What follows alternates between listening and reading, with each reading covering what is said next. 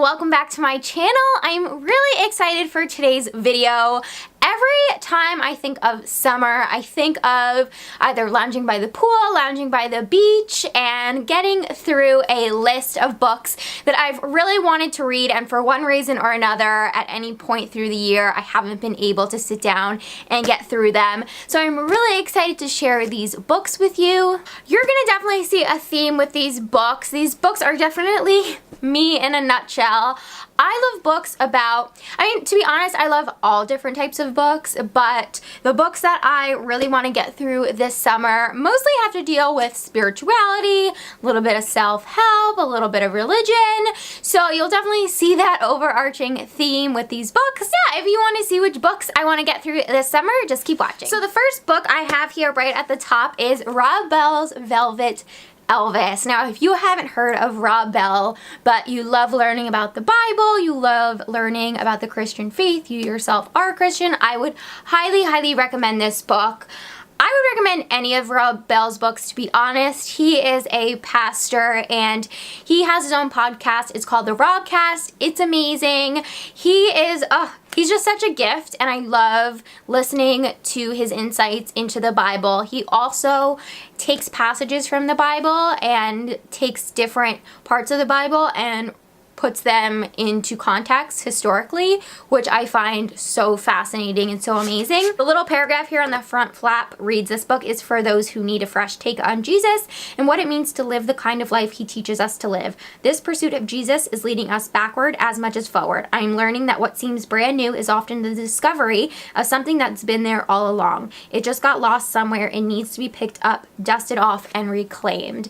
And I would use that little paragraph to explain everything that Rob Bell does and what his gift is. It's making the Bible so relatable, but in a very grounded way, in a relatable way, in a way that doesn't scare people off, that doesn't use fear tactics, that just really comes from a place of love. So I'm really excited to give this a go. So the second book that is on my list that is also by Rob Bell is How to Be Here.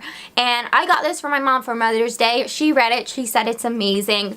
Again, this is just another book where Rob kind of deconstructs a lot of the overarching themes and ideas that we may have about the Bible and about Jesus, and brings it to a very relatable place, somewhere that we can all kind of connect and feel as one. And so I'm really excited to give this a go. Oh, I can't wait. One more book by Rob Bell that I really want to read this summer, and it's his newest book called What is the Bible? And he just came out with it. It looks so fascinating, and I know it's one that both my husband and I really want to get our hands on. We haven't bought it yet, but that is definitely one that is on our summer reading list. Next book that might actually be the first book I choose to read off the list is The Boy Who Knew Too Much by Cathy Byrd. Subtitle says, "An astounding true story of a young boy's past life memories." So this book is about this little boy and his journey through life, believing and knowing that he was this old baseball player.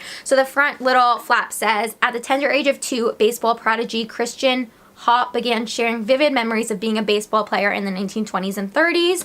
From riding cross-country on trains to his fierce rivalry with Babe Ruth, Christian described historical facts about the life of American hero and baseball legend Lou Gehrig that he could not have possibly known at the time. Distraught by her son's uncanny revelations, Christian's mother, Cathy, embarked on a sacred journey of discovery that would shake her beliefs to the core and forever change her views on life and death. In this compelling and heartwarming memoir, Cathy Byrd shares her remarkable experiences, the lessons she learned as she searched to find answers to this great mystery, and a story of healing in the lives of these intertwined souls. The Boy Who Knew Too Much will inspire even the greatest skeptics to consider the possibility that love never dies."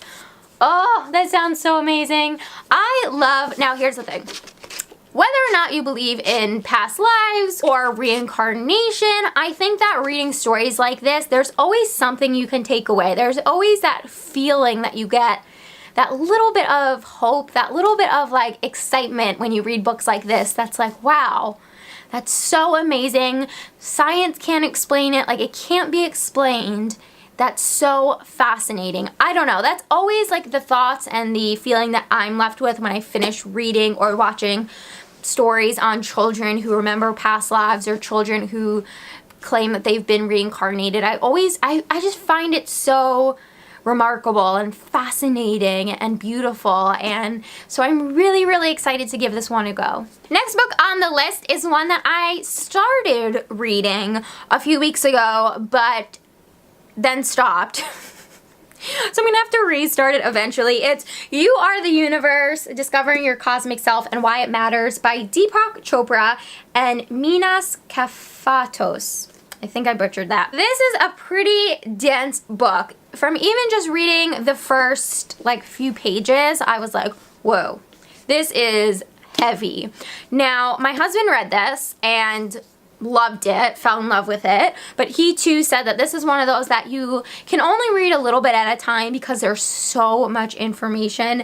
And Deepak Chopra, I listened to his interview with Pete Holmes on Pete Holmes' podcast, and he talked a little bit about some of the theories and ideas that he brings up in this book, and it definitely was there were moments where I was just like, okay, you have to stop. I need to really think about that, because he gets so meta, but it's so amazing. It's really so fascinating. And if you're into different dimensions and just really kind of expanding your mind outside of your own body and really kind of pulling back and taking a really wide-eyed look at life in general, I would highly recommend this. And the last book that is on my list of books to read this summer is I Hope I Screw This Up, How Falling in Love with Your Fears Can Change the World by Kyle Cease.